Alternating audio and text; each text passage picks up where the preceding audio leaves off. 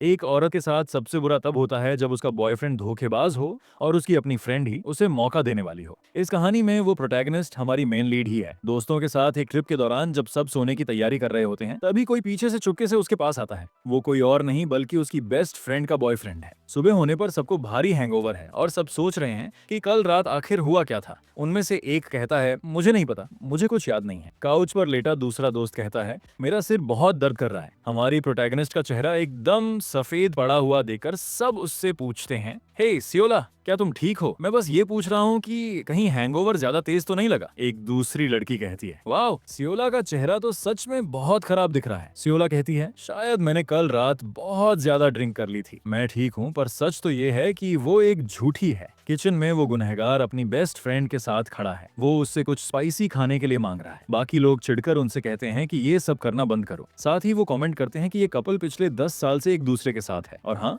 ये 6 लोग elementary school से यानी 10 साल से भी ज्यादा समय से पक्के दोस्त हैं। ग्रुप के बाहर जियो और तायुन ने डेटिंग शुरू कर दी थी। तायुन के लिए मेरा एक तरफा प्यार अपने आप खत्म हो गया, क्योंकि मुझे लगा कि अपनी फ्रेंडशिप बचाने के लिए यही सही रास्ता है। वो लड़का उससे पूछता है, हे, क्या तुम कुछ खाना चाहती हो? वो कहती है, रमिन, तुम्हें सच में पता है कि क्या अच्छा है? इन लोगों को कोई टेस्ट नहीं है। ये लोग हैंगओवर उतारने के लिए ऐसा स्पाइसी जंक फूड कैसे खा लेते हैं? वो मन ही मन सोचती है, हे, मुझे भी वो स्पाइसी खाना ही खाना था। खैर, समय बिताते हुए वो उससे पूछते हैं कि वो खुद को इतना रो क्यों रही है। शांत रहो और थोड़ा पानी पियो। पर लड़के फुल एनर्जी में हैं और कह रहे हैं कि कल सबने बेहोश होने तक ड्रिंक की थी। सियोला कहती है, इसीलिए मैं और नहीं पी सकती, समझो। और उसके ठीक सामने वो हरामी खड़ा है जिसने कल रात उसे पूरी तरह हिलाकर रख दिया था। वो सोचती है, मैं पागल हूँ, मैं आखिर क्या सोच रही हूँ? नहीं नहीं, जिस लड़की को धोखा मिल रहा है वो पूछती है कि क्या कुछ गड़बड़ है, क्योंकि उसका चेहरा एकदम लाल हो गया है। अगर तुम्हारी तबीयत ठीक नहीं है तो तुम पहले जाकर रेस्ट कर सकती हो, खुद पर प्रेशर मत डालो। हालांकि बगल में खड़ा लड़का ऐसा नहीं सोचता। उसके हिसाब से हैंगओवर का इलाज और ज्यादा अल्कोहल ही है। उनमें से एक ट्रूथ और डेयर खेलने का प्लान बनाता है, भले ही ये थोड़ा चाइल्डिश लगे। क्या तुम्हें नहीं पता कि सबसे सिंपल चीजें ही हमेशा सबसे मजेदार होती हैं? खुद को होस्ट बनाते हुए वो नानीन को चुनता है और पूछता है, क्या इस ग्रुप में तुम्हारा कोई फर्स्ट लव है या नहीं? थोड़ा नर्वस होकर वो पूछता है कि वो ऐसा क्यों कह रहा है। फिर वो हाँ में जवाब देता है कि कोई है जिसे वो पसंद करता है। जब सब पूछते हैं कि वो कौन है, तो वो सवाल को टाल देता है और कहता है, अब मेरी बारी है। देखो वो कैसे टॉपिक बदलता है। वो सीधे उस धोखेबाज बॉयफ्रेंड ली टून की तरफ मुड़ता है और कहता है, मैं तुम्हारे लिए एक हार्ड सवाल चुनने वाला हूँ। वो उससे पूछता है, क्या तुमने कभी किसी ऐसे के साथ सेक्स किया है जो जो तुम्हारी गर्लफ्रेंड नहीं थी? बाकी लोग कमेंट करते हैं कि ये सवाल बहुत ज्यादा अनकंफर्टेबल है, पर वो लड़का सवाल से बचता नहीं और कहता है, हाँ, मैंने किया है। जाहिर है सब कहने लगते हैं कि उसकी गर्लफ्रेंड को कैसा लग रहा होगा। वो कहती है, गाइस, इतना ऑकवर्ड महसूस मत करो, मैं अपसेट नहीं हूँ। खैर, सीधी सी बात है कि ये सब उसके साथ रिलेशन में आने से बहुत पहले हुआ था। बाकी सब भी अग्री करते हैं कि हाँ, अब तो वो फेथफुल है। लीतुन, अब तुम अगला सवाल पूछो। और जैसा कि सबको डर था, वो सियोला की तरफ मुड़ता है और उससे पूछता है, तुम्हारा सबसे पिछला हुकअप अच्छा था या नहीं? बाकी लोग कहते हैं, ये क्या बकवास है, वो उससे ऐसा क्यों पूछ रहा है? उस लड़की के बगल वाला लड़का कहता है, हे, इसमें प्रॉब्लम क्या है? हम सब यहाँ एडल्ट्स हैं। उसकी सहेली उसे देखती है और वो शर्म से लाल हो जाती है, क्योंकि उसे याद आता है कि उसका सबसे पिछला हुक्का कोई और नहीं बल्कि वही लड़का है जिसने अभी ये सवाल पूछा है। अगर उसने सच बता दिया तो सब कुछ बहुत ज्यादा ऑकवर्ड हो जाएगा। पर उस पल वो लड़का रुक नहीं रहा था। वो एकदम एक्सट्रीम लेवल पर चला गया, इतना ज्यादा कि ये सब सबके सामने ही हो गया था जब सब अपना हैंगओवर उतारने के लिए सो रहे थे। वो उससे पूछ रहे हैं, क्या वो अच्छा था सियोला? जाहिर है वो ठीक नहीं है, पर उसे ट्रूथ और डेयर का सवाल याद आता है और आखिर में वो कुछ जवाब नहीं देती। वो अपना अल्कोहल का ग्लास एक बार में पी जाती है और गेम छोड़कर चली जाती है ताकि उसे और हिस्सा ना लेना पड़े। वो बहाना बनाती है कि उसकी तबीयत खराब है, मेरा पेट दर्द कर रहा है, मैं बाथरूम जा रही हूँ, मैं पहले जाकर रेस्ट करूंगी, और अपनी दोस्त को सोच में छोड़ देती है। और हाँ, कल रात जो कुछ भी हुआ वो उसे परेशान कर रहा है, पर वैसा पछतावे वाला परेशान नहीं, बल्कि इस तरह कि वो चाहती है कि ये सब फिर से हो, क्योंकि वो और ज्यादा चाहती थी। तुम पागल हो गई हो सियोला, मुझे पता है। जब वो अपना सारा ध्यान तयून पर लगा रही होती है तभी दरवाजा खुलता है। वो चौंक जाती है। वो लड़का अंदर आता है, लाइट चालू करता है और कहता है, यहाँ बड़ी स्वीट खुशबू आ रही है, इसलिए मैं देखने आ गया कि क्या बात है। लाइट जलाते हुए वो उससे पूछता है, वाओ वाओ, वो बहुत अच्छा था, तुम और चाहती हो? अगर तुम चाहो तो हम इसे फिर से कर सकते हैं। इस लड़के के लिए कोई फुल स्टॉप नहीं है। जाहिर है उसे रुकना चाहिए, पर ऐसा लगता है कि वो खुद उसे रोकना नहीं चाहती। जब वो कांप रही होती है तो वो लड़का उसके पास आता है और उसे चुप देखकर कहता है, कल रात तो तुम सच में बहुत एंजॉय कर रही थी। वो उससे पूछती है, तुम्हारे कहने का क्या मतलब है? वो नीचे झुकता है और उसे कहता है कि सियोला, कल रात काफी नहीं थी। और ये शब्द उसके अंदर एक नशा भर देते हैं। तभी उसे बाहर दोस्तों के झगड़े की आवाज आती है, क्योंकि उनमें से एक और दोस्त सियोला की तरह गेम छोड़कर चला गया है। वो लड़का पूछता है, तुम ऐसे क्यों जा रहे हो? मैं उसे जगाकर खेलने के लिए बोलूंगा। तुम रिलैक्स रहो, उसे आराम मत करने दो। क्या तुमने उसका चेहरा नहीं देखा? वो सच में बहुत थकी हुई है। कमरे का दरवाजा खोलते हुए वो लड़का कहता है, मुझे फर्क नहीं पड़ता, मैं अंदर जा रहा हूँ, मैं उसे जगाने वाला हूँ। वो पूछता है, हे सियोला, क्या तुम सो रही हो? सोना तो बहुत छोटा शब्द है, यहाँ तो कुछ और ही चल रहा है। पर उन्हें एहसास होना चाहिए कि अब बहुत देर हो चुकी है। सवाल तो ये है कि क्या इन दोनों ने दरवाजा लॉक करने के बारे में नहीं सोचा था, ये जानते हुए भी कि वो क्या करने जा रहे थे। ठीक उसी आखिरी पल में जब वो पकड़े जाने वाले थे, जब वो दोनों पकड़े जाने ही वाले थे, सियोला को लगा कि अब सब खत्म हो गया और उनका सच सबके सामने आ जाएगा।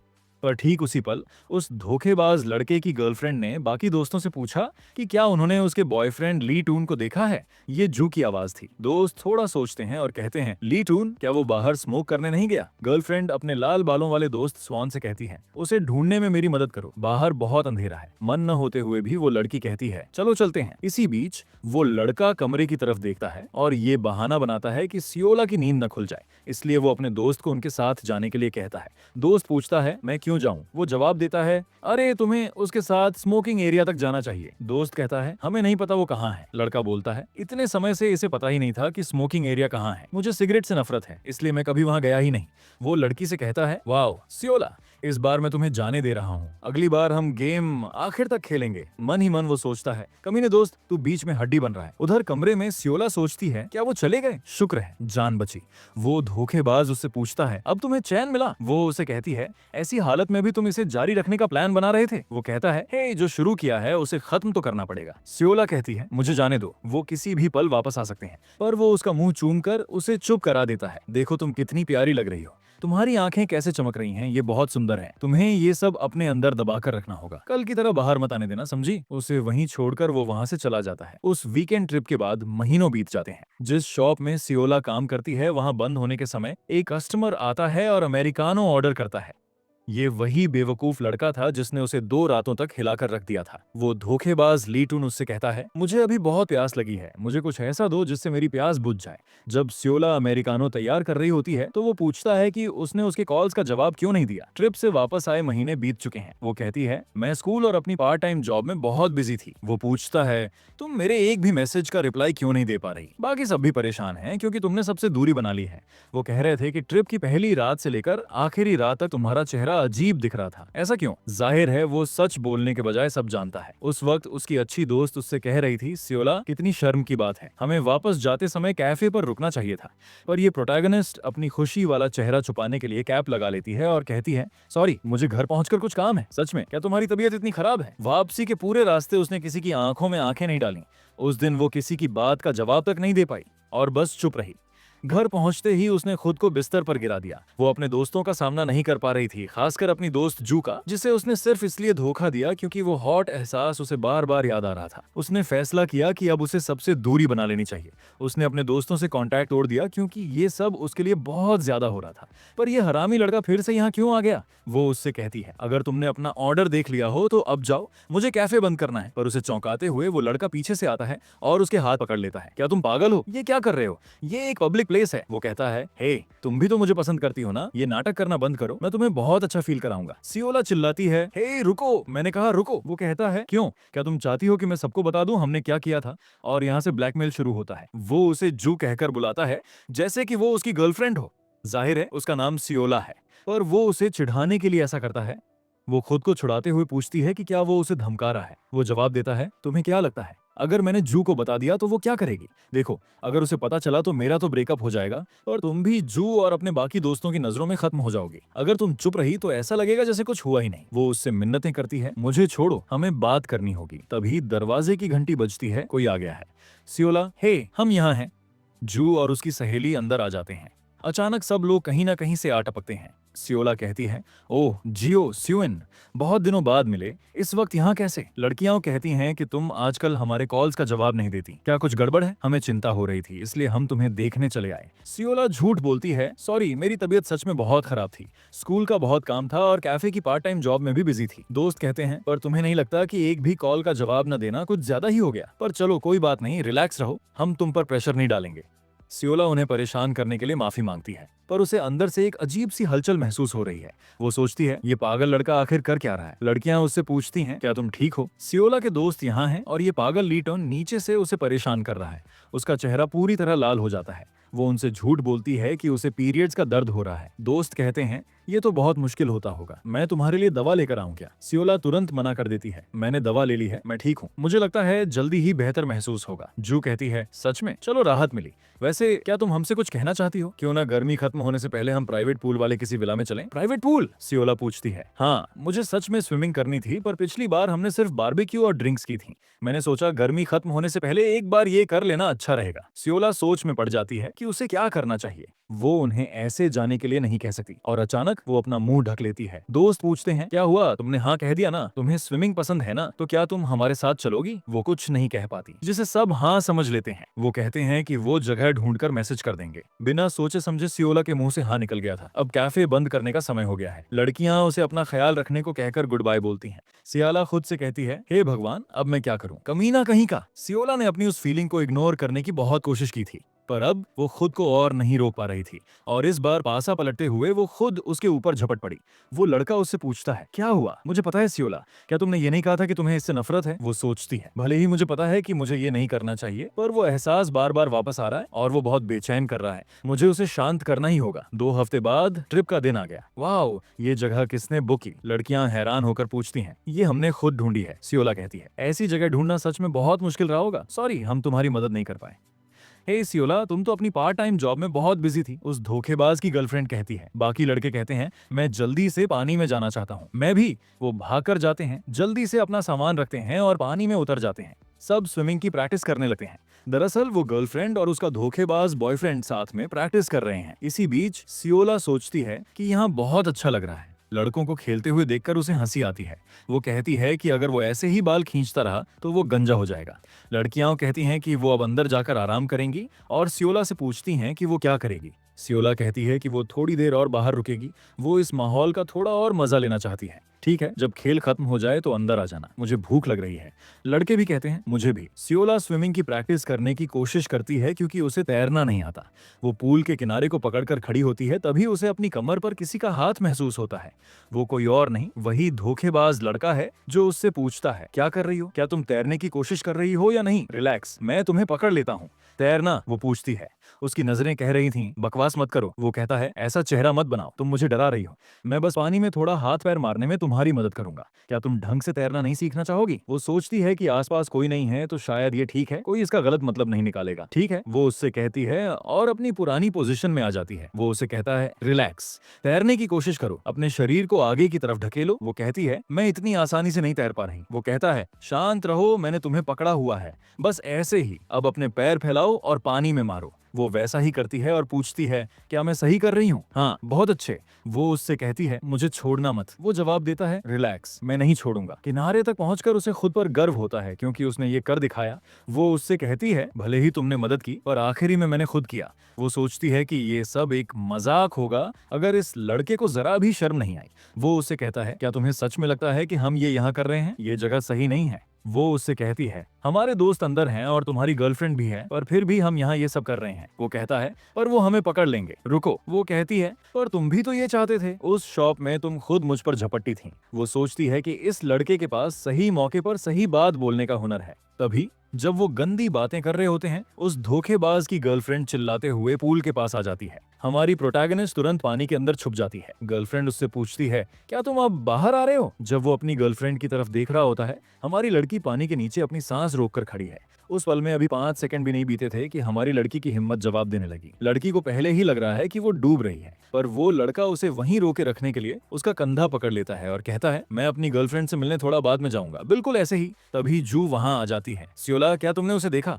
मुझे लगा मैंने उसकी आवाज सुनी। हमारी लड़की सांस लेने के लिए पानी से बाहर आती है। वो तो काफी पहले बाहर चली गई थी, क्या तुमने उसे नहीं देखा? जू कहती है, सच में? क्या वो मेरे पास से निकल गई और मैंने ध्यान ही नहीं दिया? हनी, तुम्हें देखकर लग रहा था जैसे तुम बहुत मजे कर रहे हो। वो धोखेबाज जवाब देता है, बिल्कुल, मुझे बहुत मजा आया, पर मेरी जान, मैं जल्दी ही तुम्हारे साथ भी मजे करना चाहता हूँ। सियोला मन ही मन सोचती है, एक कपल के बीच प्यार का ये दिखावा तो नॉर्मल है, पर मुझे इतनी उलझन क्यों हो रही है? आखिर मैं क्या चाहती थी? पर उसके सामने वही कमीना खड़ा था। गुस्से और चिढ़ में आकर उसने फैसला किया कि अब वो इस खेल को अगले लेवल पर लेकर जाएगी। वो लड़का अब टेंशन में आने लगा था और वो नहीं चाहता था कि उसकी गर्लफ्रेंड को उसका व्यवहार अजीब लगे। पानी के अंदर सियोला अब उसके साथ वैसा ही खेल खेलती है जैसा उसने कैफे में उसके साथ किया था। वो चाहती है कि उसे भी पकड़े जाने का वही डर और घबराहट महसूस हो जो उसने झेली थी। वो कहती है, मैं पहले अंदर जा रही हूँ, बाकी लोगों को हमारे साथ मत देखने देना, मजे करो। वो हरामी कहता है, हाँ, और जब हमारी लड़की उसे अपने इशारों पर नचाने की कोशिश कर रही थी, तभी वो उससे पूछता है, तुम किस बारे में बात कर रही हो? वो लड़का उसे पानी से बाहर उठा लेता है और उसे अपने साथ चलने के लिए कहता है। उसे अपने साथ ले जाते हुए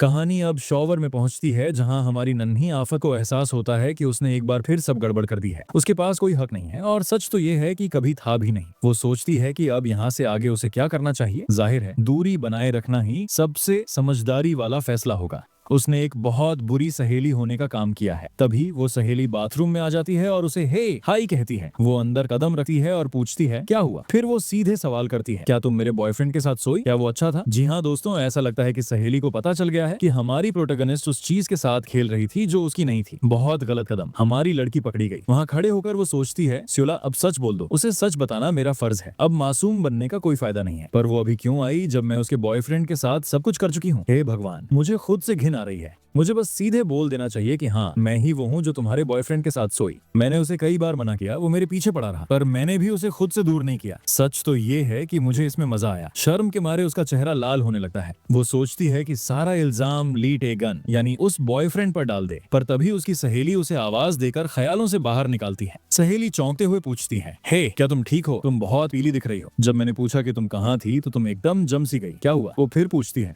मैंने पूछा था तुम कहाँ थी? सियोला लड़खड़ाते हुए कहती है, ओ अच्छा, शायद तुम ऊपर रही होगी। वो सोचती है कि शायद ये जगह इतनी बड़ी है, इसलिए वो उसे ढूंढ नहीं पाई। खुद को चादर में लपेटे हुए हमारी लड़की को अचानक एहसास होता है कि वो पिछला सवाल सिर्फ उसका वहम था। उसका दिमाग अपनी ही दुनिया में चल रहा था। धतेरी की। वो अपना मुंह खोलती है पर सच बोलने की हिम्मत नहीं जुटा पाती। वो बस इतना कहती है, मैं तो बस नहा रही थी। तुम मुझसे ये सब क्यों पूछ रही हो? क्या हुआ? अरे रुको तो सही, लड़कियां तो हर बात शेयर करती हैं। याद है हम साथ में सोना गए थे? खैर, लड़कों को मूवी देखनी है और स्नैक्स खाने हैं, तो तुम जल्दी से तैयार होकर बाहर आ जाओ। इस तरह हमारी मेन कैरेक्टर सियोला थोड़ी देर और वहां रुक गई। कुछ मिनट पहले सब कुछ इतना बुरा नहीं था, पर जो मूवी चल रही थी उसमें अचानक एक लड़की कहती है, मैं तुम्हें पसंद करती हूँ, पर अपनी सहेली को इस तरह दुख नहीं पहुंचा सकती। अब से मेरे पास मत आना। दोस्तों, किसने सोचा था कि कहानी के अंदर भी वही कहानी चल रही होगी जो सियोला की असल जिंदगी में हो रही है? सियोला सोचती है, ये कैसी अजीब स्टोरी लाइन है, बिल्कुल उसकी अपनी कहानी जैसी। तभी एक ब्लैंकेट उसके चेहरे को ढक लेता है। ये वही लड़का था जो उसके लिए एक्स्ट्रा कंबल लाया था क्योंकि उसे ठंड लग रही थी। वो उसे थैंक यू तो बोलती है, पर मन ही मन डर जाती है कि कहीं उसने शिशु को तो नहीं देख लिया या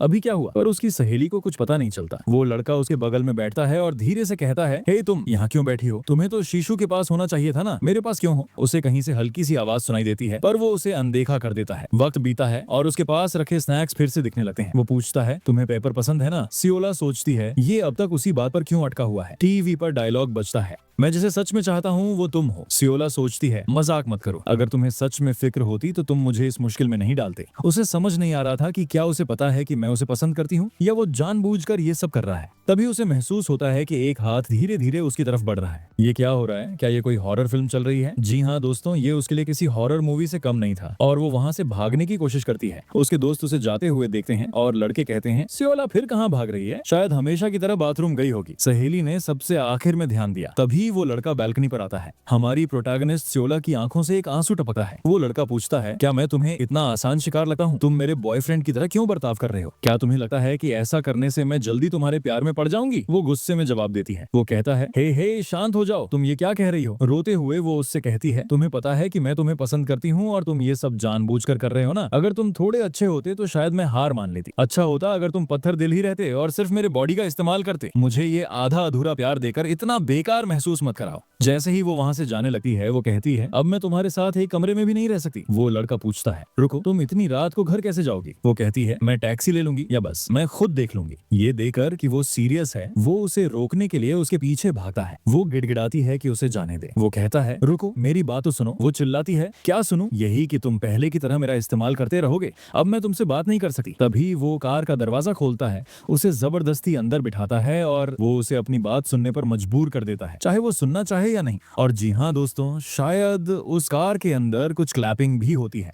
आप समझ ही गए होंगे कि मेरा क्या मतलब है। वो गिड़गिड़ाते हुए कहता है, प्लीज बस मेरी बात सुन लो। वो पूछती है, तुम आखिर किस बारे में बात कर रहे हो? वो कहता है, मुझे नहीं पता था कि तुम ऐसा महसूस करती हो। सियोला जवाब देती है, बिल्कुल पता था तुम्हें, ऐसा हो ही नहीं सकता कि तुम्हें ना पता हो। अगर तुम सच में नहीं जानते होते तो तुम मेरे साथ ऐसा बर्ताव कभी नहीं करते। वो ये बात पूरे भरोसे के साथ कहती है जैसे उसे रग रग से जानती हो। वो जवाब देता है, मैं तुम्हारे साथ खेल नहीं रहा था, अब से हमारे बीच सिर्फ सच होगा। वो मुस्कुराती है, ये सुनने में अच्छा है पर तुम्हारे मुंह से बकवास लगता है। क्या तुम जेयू को, जो तुम्हारी गर्लफ्रेंड है, सब कुछ सच बता दोगे? ये सुनकर वो शॉक रह जाता है और कहता है, मेरा वो मतलब बिल्कुल नहीं था। वो उसे खुद से दूर धकेल देती है। चलो ये फीलिंग्स वाली बातें अभी छोड़ो, हमेशा की तरह इन सब के बिना भी तुम्हारा डिक अभी भी अटेंशन में खड़ा है। लोग देख रहे हैं कि कैसे कुछ लड़कियां एक पल मासूम और विक्टिम बनती हैं और अगले ही पल मौका मिलते ही झपट पड़ती हैं। वो उसे कहती है कि उसे दोबारा कभी कांटेक्ट ना करे और वहां से चली जाती है। आखिरकार ट्रिप खत्म होती है। लड़कियां सियोला को घर छोड़ती हैं। वो उन्हें राइड के लिए थैंक यू बोलती है और सावधानी से जाने को कहती है। उसकी सहेली कहती है, तुम बहुत थकी हुई लग रही हो, जाकर फौरन आराम करो सियोला। वो कहती है,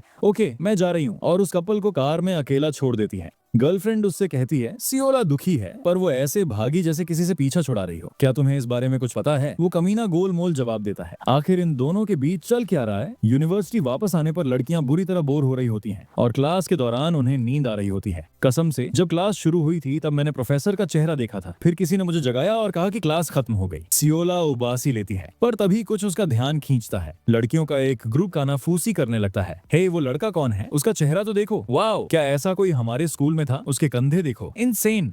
वो कोई और नहीं बल्कि मिस्टर बिग खुद, ली गन था। वो उसे देखता है और हाथ हिलाता है। सियोला भी जवाब में हाथ हिलाती है। उसकी सहेलियां तो पागल ही हो जाती हैं। रुको, तुम उसे जानती हो? वो कौन है? जब वो फुसफुसा रही होती है वो कमीना पास आता है और अपना इंट्रो सियोला के बॉयफ्रेंड के तौर पर देता है। सियोला चिढ़ जाती है, रुको, इसने अभी क्या कहा? सहेलियां उसकी बात मान लेती हैं, भले ही सियोला ने उन्हें कभी कुछ नहीं बताया था। वो जेंटलमैन मोड में आ जाता है, लेडीज हमें एक सेकंड के लिए अकेला छोड़ दीजिए। सहेलियां मान जाती हैं, श्योर, कोई बात नहीं, हम तुम्हें बाद में कॉल करेंगे। सियोला, वो उसकी कमर पर हाथ रखता है और उसे दूर ले जाता है। वो भड़क जाती है, हे, तुम्हारी हिम्मत कैसे हुई ये सब करने की? तुमने मेरी क्लास के बीच में ये सब क्यों कहा? मैंने साफ कहा था कि यहाँ मत आना। तुम मेरी जिंदगी क्यों मुश्किल कर रहे हो और अब तुम मुझे इग्नोर कर रहे हो? मेरी बात कोई सुनता क्यों नहीं? वो कहता है, मैं आया क्योंकि मुझे तुमसे बात करनी थी। बहुत कुछ है जो मैं तुम्हें समझाना चाहता हूँ, मुझे समझ नहीं आ रहा कि शुरू कहाँ से करूँ। वो उसका हाथ पकड़ता है, मुझे तुमसे कुछ नहीं कहना। वो कहता है, मैं तुम्हें पसंद करता हूँ सियोला। वो चौंक जाती है, सीरियसली? क्या? वो कहता है, मैं सच कह रहा हूँ, जो कुछ भी हुआ मैं वो सब एक्सप्लेन कर दूंगा। हिशवे, वो मन ही मन सोचती है कि उस दिन तुम कितने बड़े झूठे थे। वो उसे जोर से पीछे धकेल देती है और कहती है, ये फालतू की बातें बंद करो। तुम्हें क्या लगता है कि अब बस ये कहने से कि तुम मुझे पसंद करते हो मैं मान जाऊंगी? पर दोस्तों, उस लड़के के पास भी अपनी कुछ वजहें थी जो वो बताना चाहता था। और तुम्हें वापस ले आऊं? तुम्हें लगता है कि मैं तुम्हारे साथ वो लड़ाइयां फिर से लड़ूंगी? दोस्तों ध्यान से सुनो, ये कोई जानलेवा जंग नहीं है, बल्कि ये वैसी लड़ाइयां हैं जहां दोनों तरफ जीत होती है। और आप समझ ही गए होंगे कि मेरा क्या मतलब है।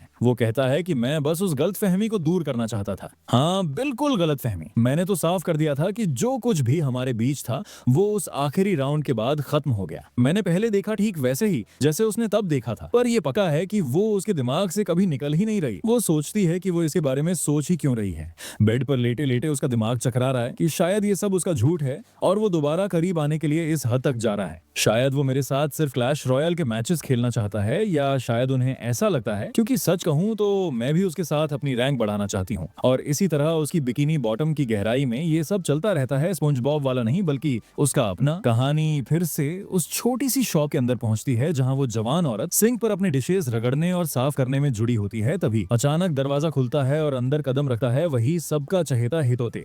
वो उसकी तरफ मुड़ती है और भड़कते हुए कहती है, लीगन, तुम्हारी हिम्मत कैसे हुई यहाँ फिर से आने की? वो गिड़गिड़ाते हुए विनती करता है, प्लीज बस एक आखिरी मौका दे दो, मुझे सब कुछ साफ करने दो कि आखिर हुआ क्या था। मैं तुमसे भीख मांगता हूँ। वो न चाहते हुए भी उसकी बात सुनने को तैयार हो जाती है और उसे टेबल पर बैठने का इशारा करती है। हाथ में कॉफी का कप लेकर वो शुरू करता है। उस दिन जब मैंने कहा था कि मैं तुम्हें पसंद करता हूँ तो मेरी एक एक बात बिल्कुल सच थी और सीधे दिल से निकली थी। वो एक कटाक्ष भरी हंसी हंसती है और कहती है, ओह सच में, बस ऐसे ही? तो तुम ये कह रहे हो कि तुम हिशु के साथ रिलेशनशिप में भी रहना चाहते हो और साथ ही साथ मेरे साथ ये सब पीछे पीछे चालू रखना चाहते हो? वो तुरंत मना कर देता है। मैंने उसे कभी डेट नहीं किया, कम से कम सचमुच तो नहीं। वो हक्का बक्का होकर हकलाने लगती है। रुको, क्या सच में? क्या कह रहे हो? उसका दिमाग इस झटके से चकरा जाता है। वो कहता है, ध्यान से सुनो, हिशुए और मैं कभी असली कपल नहीं थे। हम बस नाटक कर रहे थे और साथ होने का दिखावा कर रहे थे। उसे यकीन नहीं आता। क्या ये क्या बकवास है? क्या तुम्हें सच में लगता है कि मैं तुम्हारी इन फालतू बातों पर यकीन कर लूंगी? वो अपनी बात जारी रखता है। सच तो ये है कि मुझे हमेशा से तुम पर क्रश था और हिशु उस लड़के को पसंद करती है। जब हमें एक दूसरे की सिचुएशन पता चली तो हमने सोचा कि सबसे अच्छा रास्ता यही है कि हम एक नकली रिलेशनशिप का नाटक करें। उसे कार में हुई उनकी वो बातचीत याद आती है जहां उन्होंने तय किया था कि अब से वो जलन पैदा करने वाले सारे प्लान्स छोड़ देंगे। हिशु ने तब कहा था कि उसे उम्मीद नहीं थी कि चीजें इस हद तक बिगड़ जाएंगी। अब वो उसके सामने सारी सच्चाई रख देता है। इस पूरे ड्रामे का मकसद सिर्फ इतना था कि कुछ लोग हमें साथ देखें और जलने लगें। सियोला मन ही मन सोचती है कि ये पूरा प्लान कितना क्रिंज और घटिया है। वो कहती है, हे, क्या ये सब एकदम बेवकूफी भरा नहीं लगता? प्राइमरी स्कूल का बच्चा भी इतनी गिरी हुई हरकत नहीं करेगा। वो इस बात को मान लेता है। हाँ, मैं जानता हूँ ये बहुत बचकाना था और अब पीछे मुड़कर देखूं तो इसका कोई मतलब नहीं निकलता, पर मेरे दिमाग में ये था कि अगर मैंने कोई बड़ा कदम नहीं उठाया तो मेरा तुम्हारे साथ कोई चांस नहीं बनेगा, क्योंकि हमारे बीच सिर्फ दोस्त वाली एक ऐसी दीवार थी जिसे मैं हर हाल में तोड़ना चाहता था। सियाला भावुक होकर जवाब देती है, क्या तुम्हें थोड़ा भी अंदाजा है कि मैं किस दर्द से गुजरी हूँ? मुझे लगा कि मैं अपनी सबसे अच्छी दोस्त हिशु को धोखा दे रही हूँ और उसकी पीठ पीछे तुम्हारे साथ छुप छुप कर वो क्लैश रॉयल के मैचेस खेल रही हूँ, जबकि वो मेरी सबसे करीबी सहेली है। उसे एहसास होता है कि ये कितनी अजीब बात है। तो वो सारा दुख जो उसने झेला वो एक ऐसे रिश्ते की वजह से था जो कभी था ही नहीं।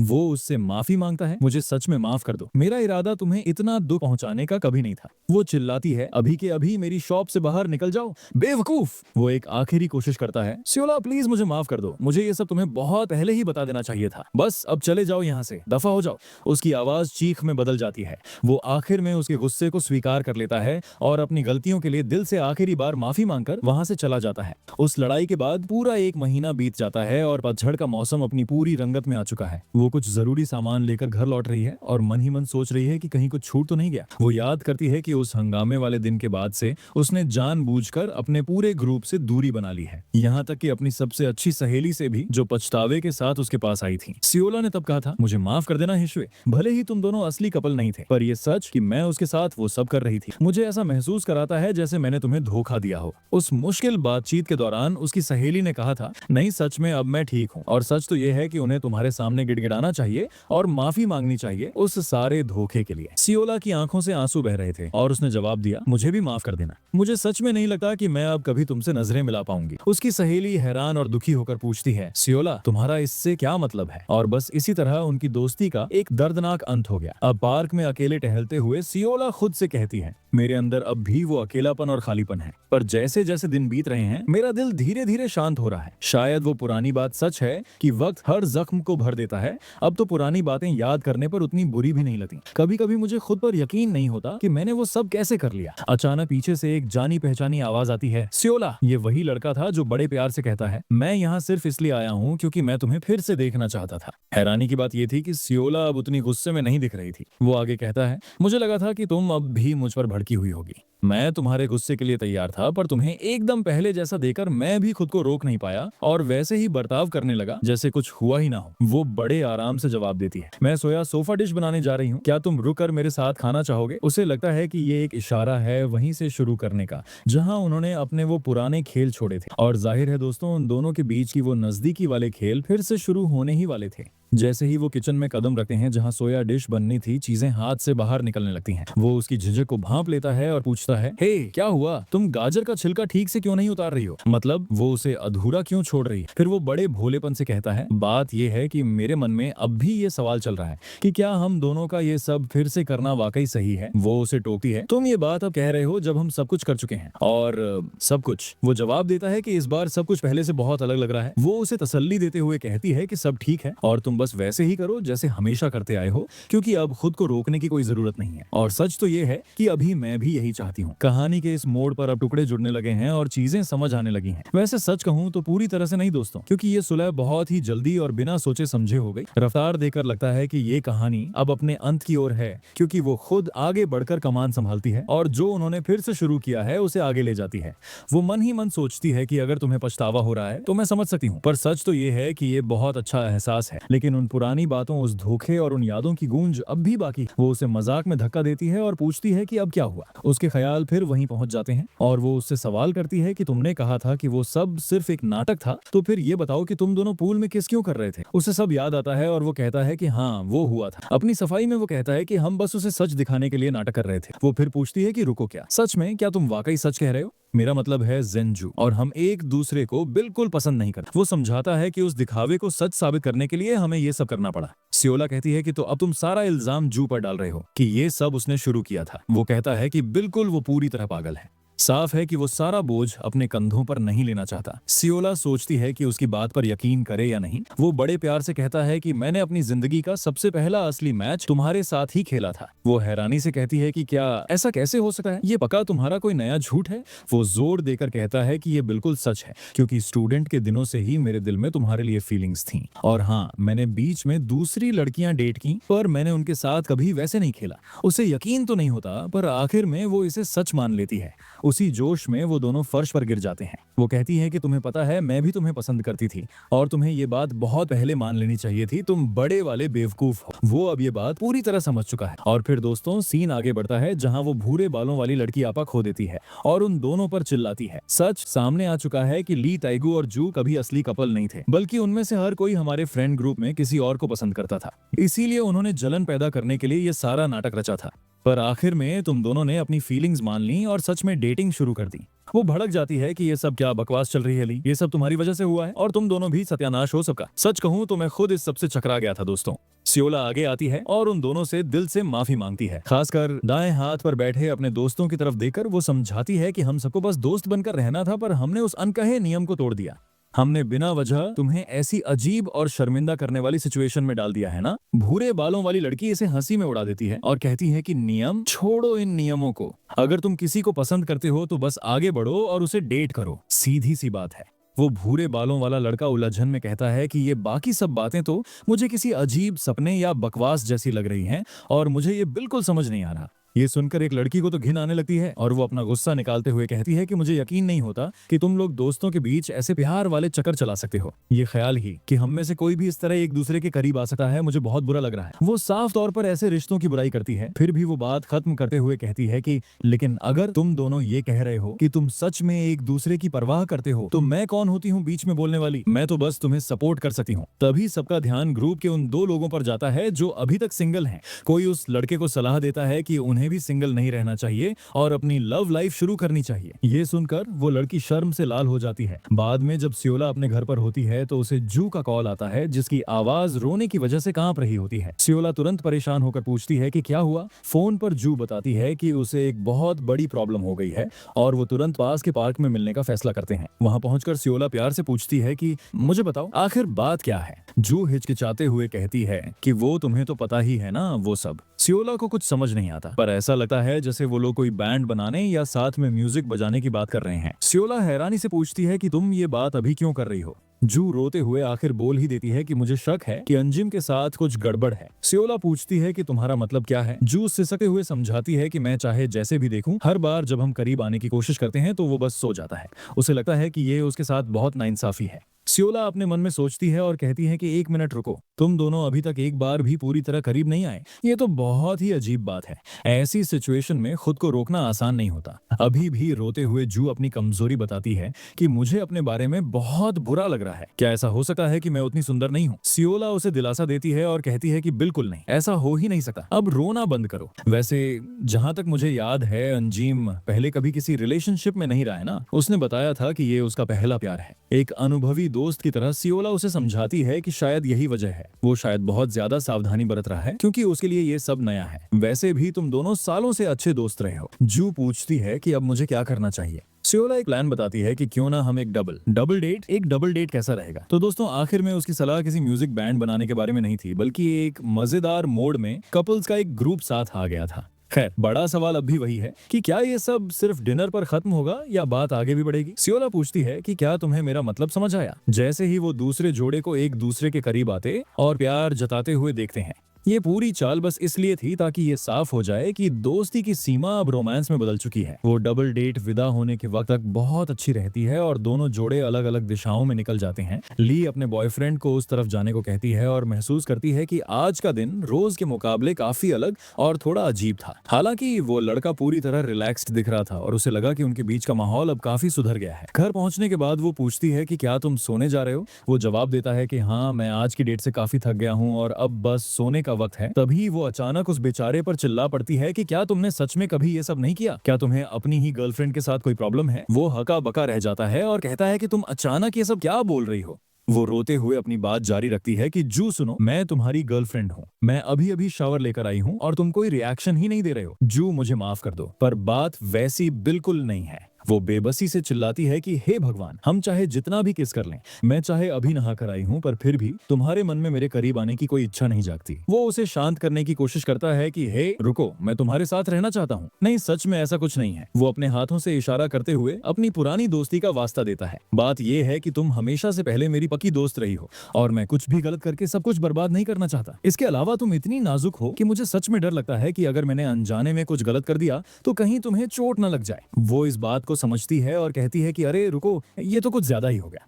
तो तुम्हारा मतलब ये नहीं है कि मैं सुंदर नहीं हूँ, बल्कि तुम बस मुझे बचाना चाहते हो। वो इस बात को पक्का करता है कि बिल्कुल यही बात है, मैं वाकई चाहता हूँ, पर मैं अब तक खुद को रोक रहा था। और देखिए दोस्तों, आखिर में वही लड़की हिम्मत दिखाती है और खुद पहल करके चीजों को सही तरह से शुरू करती है। अगर आप चाहते हैं कि ये कहानी आगे भी जारी रहे तो 300 लाइक्स कर दीजिएगा और कमेंट सेक्शन में आप लोग नेक्स्ट पार्ट स्पैम कर दो ताकि मुझे पता चल सके कि आप लोगों को नेक्स्ट पार्ट चाहिए।